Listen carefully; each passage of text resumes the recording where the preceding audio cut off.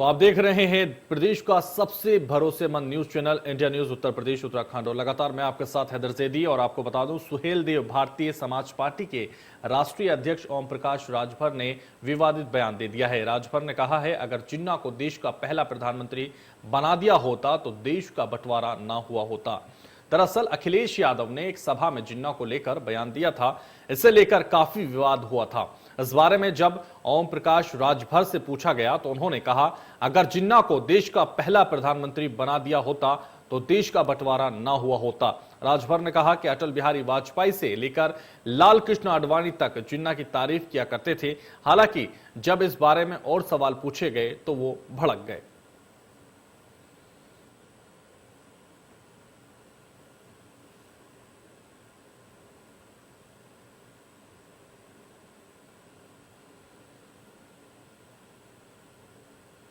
तो राजभर के इस बयान को लेकर विपक्ष का क्या कुछ कहना है, आपको सुनवाएंगे।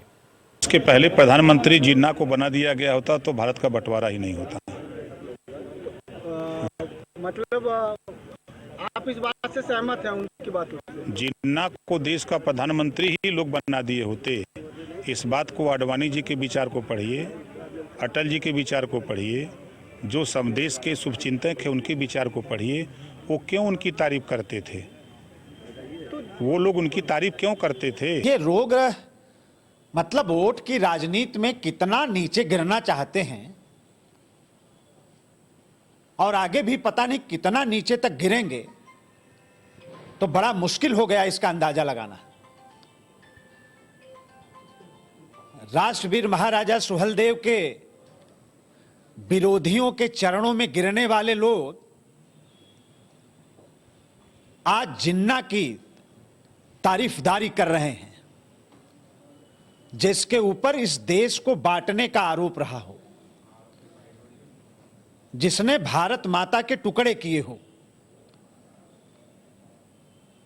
जिसने डायरेक्ट एक्शन का आह्वान करके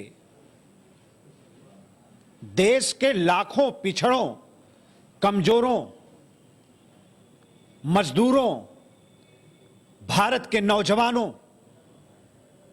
का कत्ल कराया हो, हत्या कराई हो। लोग वोट के राजनीति में इतना नीचे गिर जाएंगे? प्रदेश का जनमानस जानता है कि ये वही ओम प्रकाश राजभर जी हैं जो आज से कुछ दिन पहले तक बीजेपी की गोद में खेलते थे। जिन्ना को महापुरुष बताने वाले इस देश के लाखों महापुरुषों और करोड़ों स्वतंत्रता संग्राम सेनानियों, क्रांतिकारियों का अपमान करने का काम कर रहे हैं।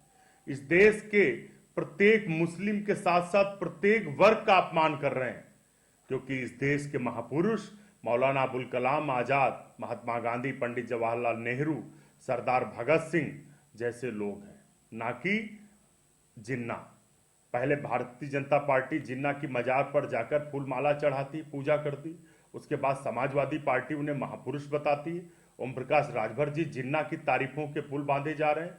इस देश में देश समझ चुका है कि कुछ ऐसे लोग हैं जो बीजेपी की बी टीम बनकर काम कर रहे हैं।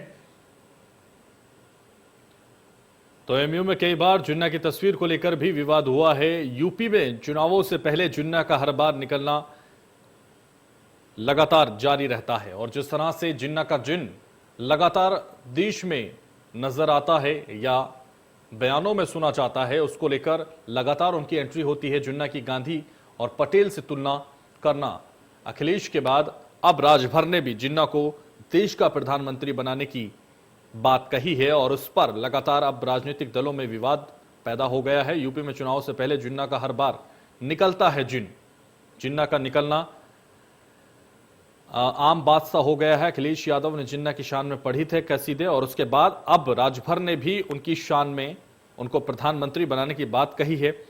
ओपी राजभर ने अखिलेश यादव का समर्थन कर दिया है और इस समर्थन को लेकर अब राजनीतिक गलियारों में अलग तरह की चर्चा हो रही है। एक तरफ जहां सत्ता उसको लेकर पूरी तरह से उनको घेरने में लगा हुआ है, तो कई चेहरे उनको लेकर जिस तरीके से जिन्ना का जिन्न वो लेकर आ रहे हैं उसको लेकर सवाल खड़े कर रहे हैं। तो लगातार जिस तरह से अखिलेश यादव के बाद अब राजभर ने भी उनके बयान को दबाने के लिए अपना बयान ऊपर रख दिया है और जिस तरह से राजभर ने अखिलेश यादव का समर्थन कर दिया है, उसका विरोध चारों तरफ होने लगा है। हालांकि लगातार ये देखना होगा 2022 में जिस तरह से जिन्ना का जिन निकल कर आया है, इससे पहले भी जब चुनावी समर शुरू होता है तो ऐसे में लगातार जिन्ना का जिन पैदा हो जाता है। हालांकि जब वक्त निकल जाता है चुनावों का तो फिर जिन्ना का जिन खत्म हो जाता है। तो जिन्ना की एंट्री चुनाव में होना लाजमी है, क्योंकि इससे ही राजनीतिक रोटियां सिकती हैं और इसी से राजनेता अपने वोट साधने की कोशिश और दूसरों के वोटों में सेंध लगाने की कोशिश यहां करते हैं। तो जिस तरह से अखिलेश यादव के बयान के बाद अब राजभर का बयान जिन्ना को लेकर आ गया है, तो लगातार जिन्ना की जो एंट्री है चुनाव में हो चुकी है और उसको लेकर लगातार अपने अपने वोट साधने की कोशिश की जा रही है। तो आपको बता दें, लगातार हम चर्चा करेंगे और इस चर्चा में हमारे साथ खास मेहमान जुड़ रहे हैं। आलोक वर्मा प्रवक्ता हैं भारतीय जनता पार्टी के, हमारे साथ जुड़ गए हैं। स्वागत है सर इंडिया न्यूज पर आपका। अनीता मिश्रा हमारे साथ जुड़ गई हैं, प्रवक्ता हैं पीएसपी और पीएल की, उनका भी स्वागत है इंडिया न्यूज पर। जैनेंद्र अर्कवंशी प्रवक्ता हैं एसबीएसपी के, उनका भी स्वागत है इंडिया न्यूज पर। डॉक्टर कुलभूषण त्रिपाठी कांग्रेस से जुड़ रहे हैं, आपका भी स्वागत है इंडिया न्यूज पर।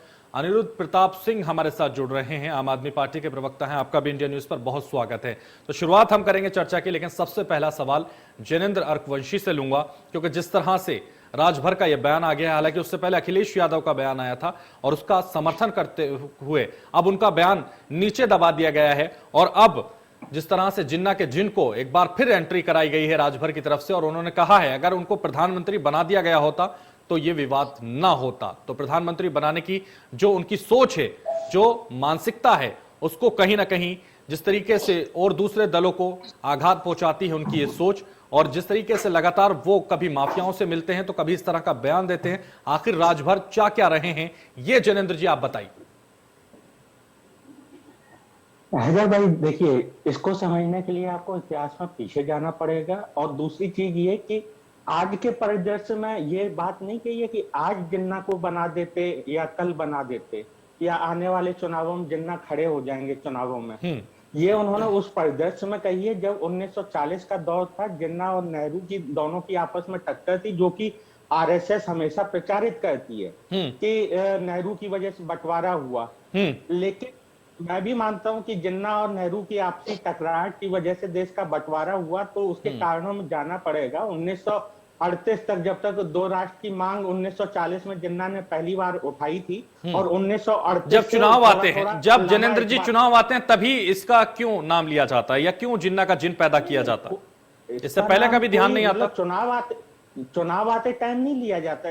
ये नाम तो आरएसएस और भाजपा हमेशा से जिंदा रखे हुए इस भारत देश। लेकिन इस बार तो आप ले रहे हैं ना, इस बार तो राजभर ले रहे हैं ना। नहीं, अगर आप सावरकर और गोडसे की बात, इस बार तो अखिलेश यादव ले रहे हैं ना। बुराई नजर नहीं आती है, लेकिन जिन्ना का नाम लेते ही बुराई नजर आ जाती है। मैंने बार बार कहा है, 1908 तक मैं भी मानता हूँ सावरकर भी देश के लिए काम कर रहे थे या लिख रहे थे। उन्होंने आजादी की लड़ाई में हिस्सा नहीं लिया, वो केवल लिखा पढ़ी कर रहे थे और लोगों को उकसा रहे थे, जो भी था उनके साथ। 1908 तक वो काम कर रहे थे। 1908 के बाद 1911 में जब वो सेलुलर जेल पहुंचे, उसके जो इंसान देश के दो टुकड़े करना चाहता था, जो इंसान देश के टुकड़े दो कराने में महत्वपूर्ण भूमिका निभा चुका है, उस इंसान को प्रधानमंत्री बनाएंगे आप देश का? उस इंसान को भारत का प्रधानमंत्री बनाने की बात करेंगे आप? नहीं, आपके समझने में शायद दिक्कत हो रही है। मैंने कहा आज बना रहे हैं क्या जिन्ना को प्रधानमंत्री? कब की ऐसा सोच भी कैसे सकते हैं? उस वक्त भी कैसे बनाया जा सकता था जब ऐसा इंसान जो देश के दो टुकड़े करना चाहता है, वो देश के टुकड़े करने पर आमादा था और आप उसको प्रधानमंत्री बनाने की बात कर रहे हैं? हैदर भाई, आप पूरी बात समझिए, आप आज में मत जीजिए। मतलब पहले जाइए, उस वक्त भी कैसे बनाया जा सकता था? उस वक्त भी कैसे बना सकते थे? नहीं, मैं बताता हूँ उस वक्त कैसे बनाया जा सकता था। जिन्ना कोई धार्मिक या कट्टर व्यक्ति नहीं थे, और अगर आपको याद होगा, आपने पढ़ा होगा इतिहास, तो पता होगा जिन्ना पाकिस्तान के भी प्रधानमंत्री नहीं बने। आपने कौन सा इतिहास पढ़ा है सर? उनकी जो इतिहास सब जगह पढ़ाया जाता है, आपने पढ़ा ही नहीं कोई? जी, मैंने इतिहास पढ़ा ही नहीं। नहीं, सारे इतिहास आपने पढ़े, आपकी पार्टी के राजभर ने पढ़े। नहीं, मुझे नहीं पता है किसने पढ़ा किसने नहीं पढ़ा, लेकिन मैं आपको बता दूं कि जिन्ना ने, आपकी पार्टी में कोई और इतिहास पढ़ाया जा रहा है क्या सर? केस लड़ा था जब उनको, आपकी पार्टी में कोई और इतिहास पढ़ाया जा रहा है, मुझे लग रहा है। 1940 तक वो आजादी की लड़ाई के लिए लड़ रहे थे। उनके मतभेद केवल नेहरू जी से थे, और जिसकी वजह से वो उनको एक्सेप्ट नहीं करते थे जिन्ना। और इसी वजह से उन्होंने 2 राष्ट्र की मांग उठाई। लेकिन 2 राष्ट्र की मांग कब उठाई? 1923 में हिंदुत्व नामक किताब में जब सावरकर ने 2 राष्ट्र की मांग उठाई। 1937 में हिंदू महासभा का अध्यक्ष बनने के बाद उन्होंने खुले मंच से भाषण के दौरान सार्वजनिक सभा में 2 राष्ट्र की मांग उठाई।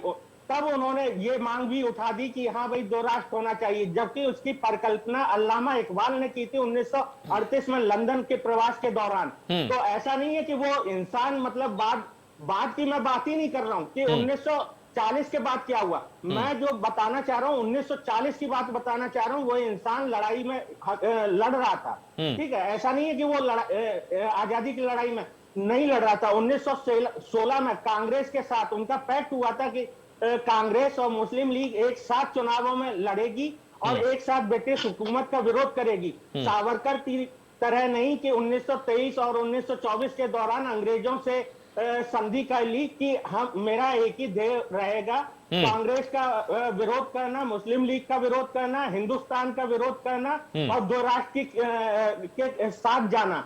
और उसके बाद 30 रुपए महीने पेंशन लेना। सावरकर की तरह नहीं थे वो। लेकिन मैं ये कह रहा हूं कि ये उस समय की बात है। आज के 1940 के बाद एंट्री तो आज करा दी ना सर, पार्टी मानती है। एंट्री तो 2022 में करा रहे हैं आप। खलनायक थे। एंट्री 2022 के चुनाव की वजह से करा रहे हैं सर आप, 1947 में नहीं जा रहे हैं। हैदर भाई ऐसा नहीं है, एंट्री 2022 के चुनाव के मद्देनजर हुई है। अगर आपने देखा होगा पहले अखिलेश यादव, उसके बाद राजभर। ठीक है सर, आलोक वर्मा भी हमारे साथ हैं। ठीक है जनेंद्र जी, आलोक वर्मा जी, आलोक वर्मा जी, ठीक है जनेंद्र जी, जनेंद्र जी मैं आऊंगा आपके पास। जनेंद्र जी ठीक है सर, आपकी बात सुन ली। 1 मिनट बात, उसके बाद हम आलोक वर्मा जी से जवाब ले लेते हैं। वहां पे 2005 में आडवाणी जी गए थे, उनकी मजार पर सजदा करके आए थे। उन्होंने सबसे बड़ा हीरो बताया था जिन्ना को। अभी 2019 के लोकसभा चुनाव में झाबुआ के सांसद जो हैं, उन्होंने भी सेम यही बात कही जो राजभर जी ने, हमारे पार्टी अध्यक्ष जी ने कही। उन्होंने भी सेम यही बात दोहराई कि जिन्ना अगर प्रधानमंत्री देश के बन जाते। लेकिन उस समय उनकी बात को तो इतना तवज्जो नहीं दिया गया था, जबकि वो लोकसभा के चुनाव के समय बोल रहे थे। और उनका बयान मैं बिल्कुल बाकायदा आपको पढ़ के भी बता देता हूं। उन्होंने कहा जिन्ना एक विद्वान व्यक्ति, एडवोकेट थे। आजादी के समय अगर जवाहरलाल नेहरू जिद नहीं करते तो इस समय देश के, ठीक है सर, और लोगों को भी सुनना है सर। ठीक है, समय जिन्ना को आपकी बात सुन ली जनेंद्र जी, तमाम दर्शकों ने आपकी बात सुन ली है। अब मुझे आलोक वर्मा जी से जवाब लेने दीजिए। आलोक वर्मा जी, जिन्ना को लेकर जिस तरह की एंट्री राजभर करा रहे हैं, सावरकर को लेकर सवाल नहीं उठते, जिन्ना को लेकर सवाल उठते हैं। वो विद्वान थे, जनेंद्र जी कह रहे हैं। मैं नहीं कह रहा हूँ, हैदर भाई कह रहे थे। ठीक है जनेंद्र जी, जवाब लेने दीजिए। जनेंद्र जी आप जवाब लेने दीजिए सर। जैनेन्द्र जी कई बार हमारे साथ, मैं कह रहा हूँ विद्वान व्यक्ति थे। हैदर भाई, सांसद का बयान मैंने पढ़ के सुनाया है। आप भी लगातार विद्वान बता रहे हैं सर, आप ही के पार्टी के लोग विद्वान बता रहे हैं। प्रधानमंत्री बनाने के योग्य अगर आप बता रहे हैं तो विद्वान ही बता रहे हैं ना सर। प्रधानमंत्री किसको बनाएंगे? तो आप कहिए। ठीक है, आलोक वर्मा जी से जवाब लेने दीजिए। आलोक वर्मा जी जवाब दे। हैदर भाई, जैनेन्द्र भाई कई बार बहसों में मेरे साथ बैठे हैं, लेकिन आज उनका हर शब्द, हर उनका वाक्य कानों में जो है लावा घोल रहा है जी। कैसे कह सकते हैं आप, जिन्ना जिसने देश का बंटवारा किया और उनकी तुलना आप सरदार पटेल से करते हैं जिनका काम था देश को जोड़ना। आप उनकी तुलना जो है महात्मा गांधी से करते हैं, आप उनकी तुलना जवाहरलाल नेहरू से करते हैं। किस तरीके से आप कर सकते हैं? उत्तर प्रदेश की सियासत में, हिंदुस्तान की सियासत में कई सियासी दल ऐसे हुए हैं जो तुष्टीकरण की नीति अपनाते रहे हैं, खास समय में तुष्टीकरण की नीति अपनाते रहे हैं, लेकिन इतना गिर करके किसी ने तुष्टीकरण की नीति नहीं अपनाई।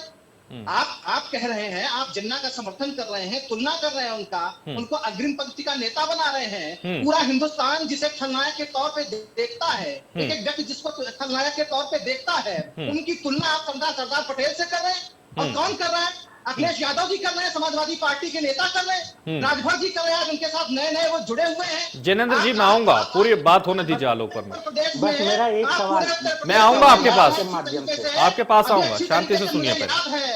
हैदर भाई अच्छी तरीके से मुझे याद है कि पूरे उत्तर प्रदेश में इन्होंने पटेल समाज की रैली निकाली थी, यात्रा निकाली थी। आप उनको जोड़ना चाहते हैं, जिनको हम नायक मानते हैं, उनको जिन्ना के समकक्ष आप खड़ा करना चाहते हैं, और आप चाहते हैं कि पटेल समाज का वोट आपको मिलेगा। एक वोट नहीं मिलेगा, एक वोट नहीं मिलेगा।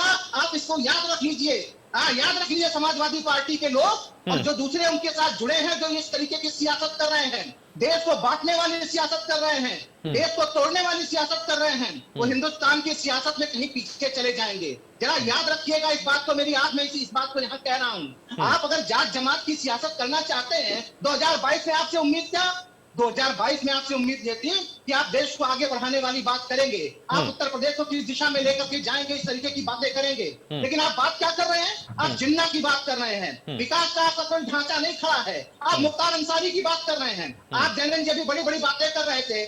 मुख्तार अंसारी के दोनों बेटों को लेकर के एक माफिया से मिलने के लिए जेल में आपके नेता क्यों गए? आप इस सवाल का जवाब देंगे। क्या साबित करना चाहते हैं, क्या दिखाना चाहते हैं? आप उत्तर प्रदेश को माफिया राज में झोंकना चाहते हैं? 5 सालों में जो उत्तर प्रदेश की तस्वीर हमने बदली है, जो उत्तर प्रदेश को नई दिशा में हम लेकर के आए हैं, उसको किस दिशा में ले जाना चाहते हैं? आप जीत लीजिए इलेक्शन, लेकिन इस तरीके से आप इलेक्शन जीतेंगे, इस तरीके से उत्तर प्रदेश में राज करेंगे, इस तरीके से उत्तर प्रदेश के लोगों को बंदलाएंगे, जिन्ना को सर के ऊपर खड़ा करेंगे, जिनको हम खलनायक मानते हैं।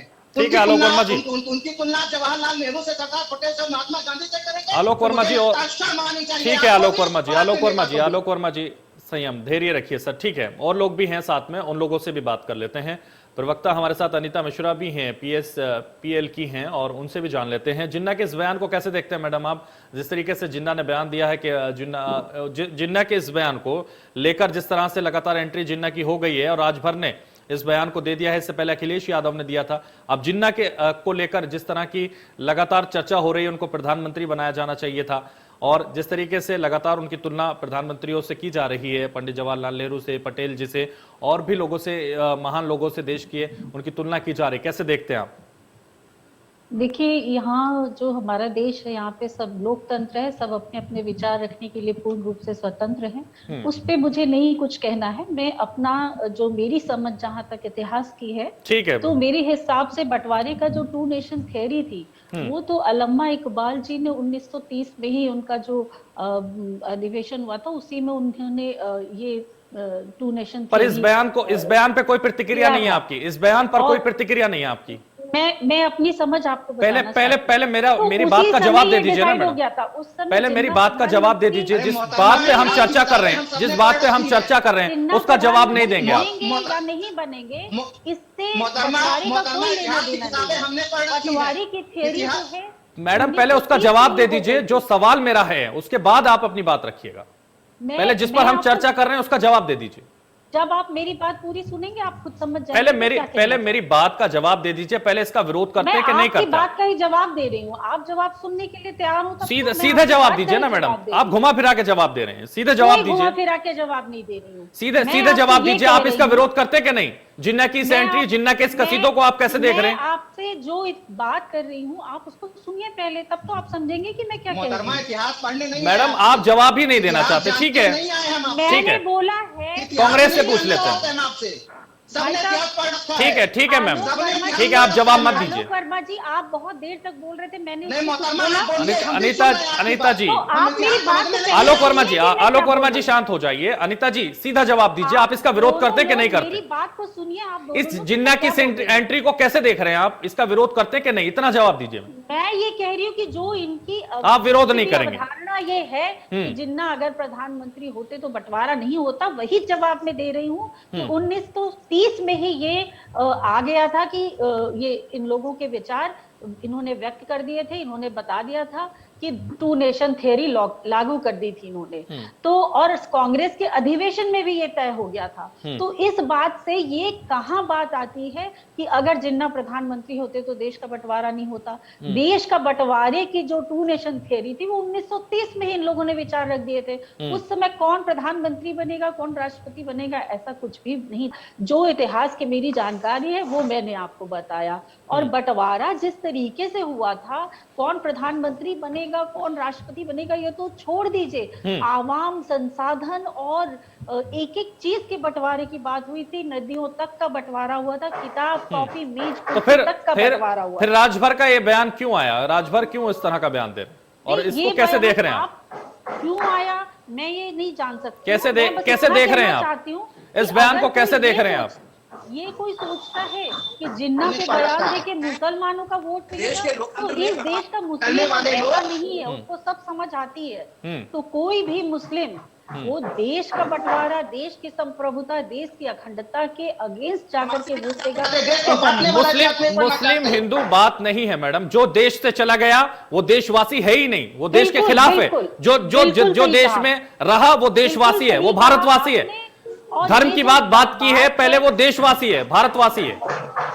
और मुट्ठी भर जो लोग थे जो देश में नहीं रहना चाहते थे, जो देश का विरोध करते थे, वो देश से चले गए, और जो यहां रुके हैं वो देशवासी हैं। धर्म की बात ही नहीं है इसमें। तो मैंने भी यही बात कही है कि जिन्ना प्रधानमंत्री होते तो बंटवारा होता कि नहीं होता, ये गलत बात है। 1930 में ही टू नेशन थियरी लागू हो गई थी और कांग्रेस के अधिवेशन में 14 जून को ये डिसाइड हो गया था। ठीक है प्रधानमंत्री होते कि नहीं होते ये अलग बात है। और जिन्ना की जहां तक बात है, ये जिन्ना का चुनाव के समय में ये बात अलग है। जब कभी भी आप बोलिए तो लोग उसको ओवरलुक कर देते हैं, लेकिन चुनाव का समय है तो सब लोगों ने इस मुद्दे को लपक लिया है और इसी पे चर्चा करेंगे, क्योंकि चर्चा करने के लिए ना विकास का मुद्दा है, ना रोजगार। इस तरह के बयान दिए क्यों जा रहे हैं? इस तरह के बयान दिए क्यों जा रहे हैं? करनी ही नहीं है। इस तरह के बयान दे क्यों रहे हैं? और इस तरह के बयान सामने आ क्यों रहे हैं? महीना 2 महीना लगातार जो विपक्ष को मुद्दे उठाने चाहिए वो मुद्दे ही उनके पास नहीं है, तो इस तरह के बयानबाजी कर रहे हैं। चलिए ठीक है, कुलभूषण जी कांग्रेस से हमारे साथ हैं, उनसे भी जान लेते हैं कैसे देख रहे हो वो इस बयान को, राजभर के इस बयान को कैसे देखते हैं? अखिलेश यादव का बयान भी आपको सुनाया था, लेकिन अब राजभर ने बयान दे दिया है, कैसे देख रहे हैं कांग्रेस इसको? निश्चित तौर पे हैदर जी, कांग्रेस पार्टी का यही मानना है कि ये बचकाना बयान है। जिनको न इतिहास की समझ है, न समाज की समझ है, न भारतीय लोगों की समझ है, वो लोग आज इतने बड़े स्टेटमेंट दे रहे हैं। सबसे पहले हमारे साथी प्रवक्ता जैनन जी बोल रहे थे, आज उनकी स्थिति पर मुझे तरस आता है कि वो पढ़े लिखे आदमी आखिर इस बात को कैसे डिफेंड कर पाए। इसलिए उनकी बात और उनके ज्ञान और उनके व्यवहार में बहुत विसंगति नजर आ रही है। हुआ था और जिस तरीके से उन्होंने विरोध करना शुरू किया और बंटवारा करा के माने, तो अब उनको कैसे देख रहे हैं आप? जिन्ना को लेकर जिस तरह से अखिलेश यादव, राजभर ने बयान दे दिया, क्या सोच रही है आपकी पार्टी इसको लेकर? हैदर भाई, आपको और आपके सारे दर्शकों को सबसे पहले तो जय हिंद। हैदर भाई, कहीं ना कहीं आपका भी मन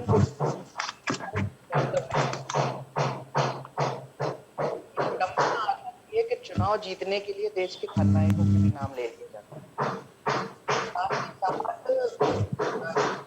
देशों में पानी पड़ती है, उनकी मजारों पर चादरें चढ़ानी पड़ती है। हैदर भाई, ये सारी स्थितियां पता है क्यों पैदा की जा रही है? क्योंकि स्थितियां पैदा नहीं होगी तो जनता पूछेगी कि आपने पिछले 60 साल में विपक्ष के रूप में और पक्ष के रूप में सत्ता ठीक है पैदा कर दी जाएंगी, तो लोगों को जिन्ना, गांधी, जवाहरलाल नेहरू दिखाया जाएगा। अगर ऐसी स्थितियां पैदा नहीं की जाएगी तो पूछा जाएगा कि भाई कैसे हुआ ये 2 फीट से 2 फीट के नल। अगर इस तरह की बातें की जाएगी तो ये पूछा जाएगा कि भाई पिछले 86 दिन से लगातार हमारी बहन सकापाल क्यों चढ़ी पानी की टंकी पर। अगर ऐसी स्थितियां पैदा नहीं की जाएगी तो जनता पूछेगी भाई कि महिलाओं को सर क्यों मुड़वाने पड़ रहे हैं लखनऊ में अपनी नौकरी के लिए। तो ये बहुत सोचे समझे तरीके से की गई सुनियोजित की गई चीजें हैं, जहाँ पर चादरें चढ़ाना हो, मजार बनाना हो, जो पाकिस्तान में जाके चादरें चढ़ाई जाती है, खीर खाई जाती है, ये सारी चीजें बहुत सुनियोजित होती हैं। पर इनको समझना चाहिए हैदर भाई कि पिछले 4 पिछले साल जनता को वो जनता इतनी आसानी से नहीं भूलेगी। जनता इस बात पूछेगी और बिल्कुल हैदर भाई कि आपने जो है इन्होंने किया कार्य शिक्षा के लिए, इन्होंने क्यों नहीं किया स्वास्थ्य के लिए, इन्होंने क्यों ऑक्सीजन की किया। तो ये सारी पार्टियों की जिम्मेदारी बनती है कि हमको मुद्दों की बात करनी चाहिए, मुद्दों की राजनीति करनी चाहिए, ना कि अपने चुनाव की अस्थिरता देखते हुए इधर किसी का नाम ले दो, उधर किसी का नाम ले दो, इधर वोट बैंक बना लो। और हम तो हमेशा से कहते हैं कि आम आदमी ऐसे वोट बैंक नहीं, हम वोट बैंक की राजनीति करते ही नहीं है। हम सिर्फ ध्यान देते हैं जनता के विकास में। हम यही चाहते हैं कि जनता इस बार समझ चुकी है कि आप किसी के भी नाम लेते रहिए, जनता को इस बार सिर्फ मुद्दों की राजनीति करनी है और केजरीवाल उत्तर प्रदेश में लाना है। ठीक है।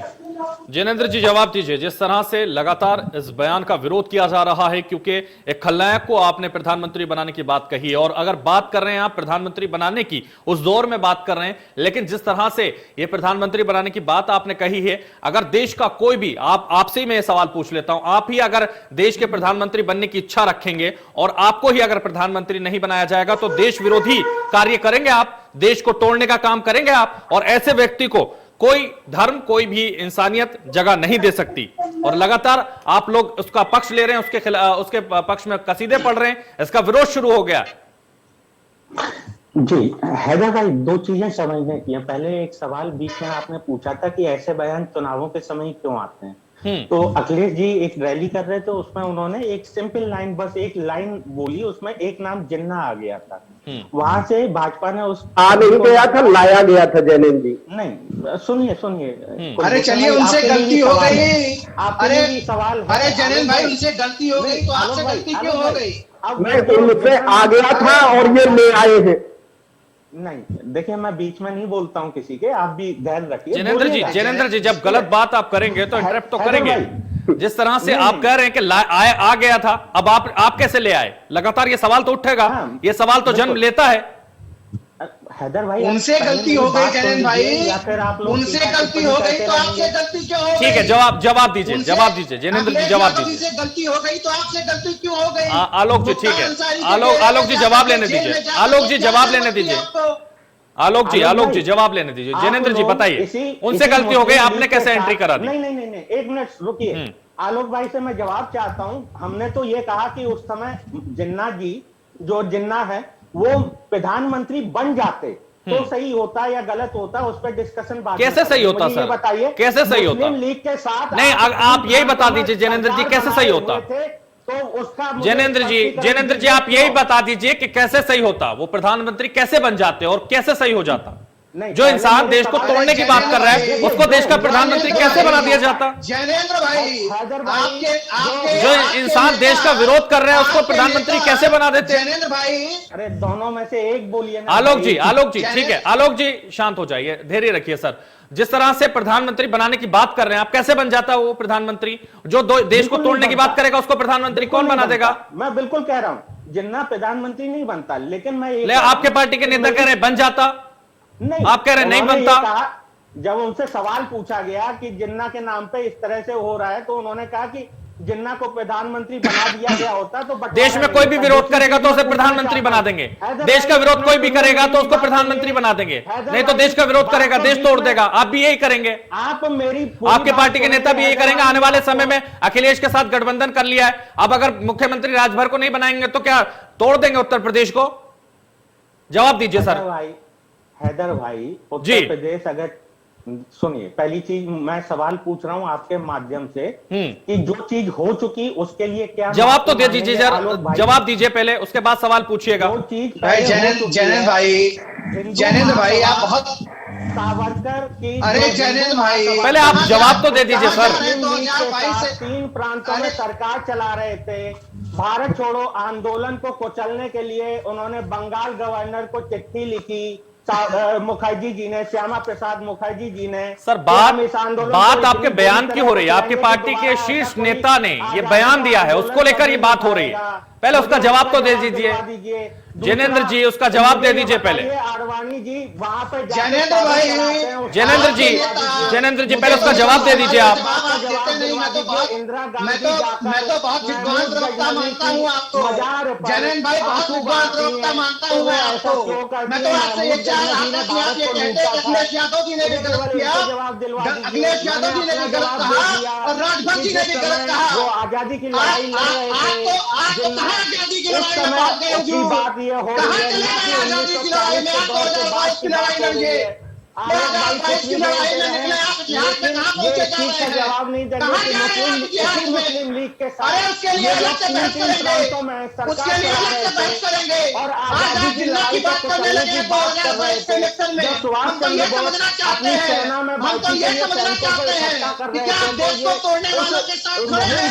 क्या आप देश को तोड़ना चाहते हैं? क्या जिन्ना आपके आदर्श है? क्या देशद्रोही आपके आदर्श है? हम तो ये समझना चाहते हैं। हम तो ये समझना चाहते हैं ज्ञानेंद्र भाई, हम तो आपको बहुत विद्वान समझना मत चाहिए, बहुत विद्वान मानते हैं। आप देशद्रोहियों के साथ खड़े हैं, देश को तोड़ने वालों के साथ खड़े हैं। आप मुख्तार अंसारी कैसे मिलने क्यों गए, हम तो ये समझना चाहते हैं आपसे। आप नहीं, मैं आपसे ये समझना चाहता हूँ उस पर भी समझाया आपको, उस पर भी आप कहाँ खड़े थे कहाँ नहीं खड़े थे वो भी समझाया। पूरा हिंदुस्तान जानता है, संघ ने, भारतीय जनता पार्टी ने हिंदुस्तान के लिए पूरा देश जानता है, पूरा देश जानता है। आज दुनिया की सबसे बड़ी पार्टी है, हम हैं। राजभर जी अच्छी तरीके से जानते हैं। आप ये बताइए, आप देशद्रोहियों के साथ खड़े हैं, आप आतंकवादियों के साथ खड़े हैं, आप माफियाओं के साथ खड़े हैं। 2022 के इलेक्शन में आप उत्तर प्रदेश की जनता से समर्थन चाहते हैं। 2022 के लिए आप उत्तर प्रदेश में समर्थन चाह रहे हैं लोगों से। चिट्ठी क्यों लिखते हैं, मुझे ये बता दीजिए। अब आप शांत, मुझे ये बता अरे साहब शांत रहेंगे तो सुनिए।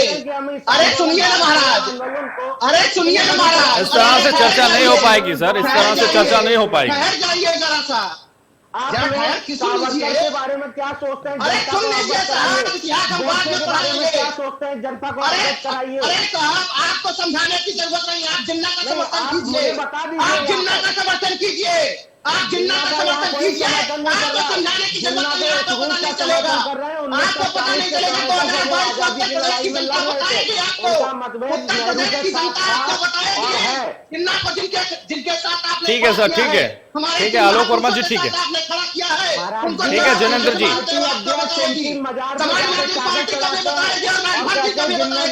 इसका जवाब 4-6 महीने में मिल जाएगा आपको, 4-6 महीने में मिल जाएगा आपको। अरे 4-6 महीने में जवाब मिलेगा आपको। आप जिन्ना का समर्थन करते रहिए, आप करिए जिन्ना का समर्थन। अरे आप करिए जिन्ना का समर्थन, अखिलेश यादव ने जिन्ना का समर्थन करिए, जाट जमात की राजनीति करिए, आप जाट जमात की राजनीति 2022 में इसका नतीजा आपको अच्छी तरीके से मिल जाए। 4-6 महीने आपकी बात है। अरे साहब हुए हैं, अरे क्या हम नहीं है जनाब, किसी को समझ हमें बात की जरूरत नहीं है। पूछ रहा हूँ उसका जवाब ना कांग्रेस दे रही है ना भाजपा दे रही है। आप राघव जी से सवाल पूछिए, एक चैनल के सवाल पूछा गया, उन्होंने जवाब दे दिया, उसको मैंने समझा दिया जनता को क्यों उन्होंने ऐसा बोला। पूछा आपने किस लिए पैसा इकट्ठा कर रहे थे। ज्ञानेंद्र जी, आलोक वर्मा जी, आलोक वर्मा जी, आप जरा जाइए पूछिए उनसे, आलोक वर्मा जी से क्यों मिलने गए थे, आप उनसे सवाल कीजिए। आलोक वर्मा जी, ये भी बता दिया क्यों मिलने गए थे, और नहीं क्या क्यों मिलने गए थे। गया था, मैंने ये भी बोला था कि मुझे नहीं पता मिलने गए थे या नहीं गए थे, लेकिन मैंने ये भी बता दिया कि उनके पारिवारिक और घरेलू रिश्ते थे उनके साथ, उनके जो चाचा है वो इस देश से उपराष्ट्रपति रहे हैं, उनके जो नाना है वो पहले वो सेनानी थे, उन्हें नौसेना के शेर समझिए। अरे थे, तो इस वजह से उनका हालचाल लेने गए थे।